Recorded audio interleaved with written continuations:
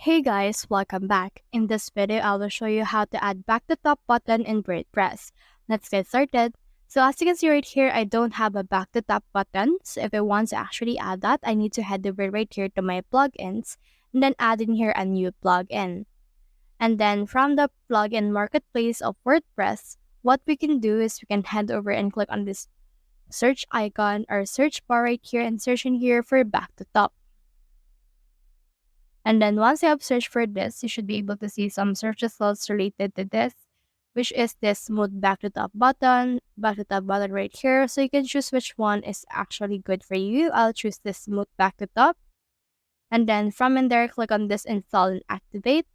Then this will install this particular plugin to our WordPress.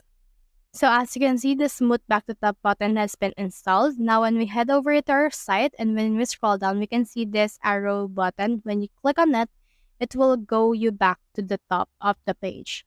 So that's the whole process. If you have found this video helpful, simply leave a like or subscribe because it helps reach more people. See you soon.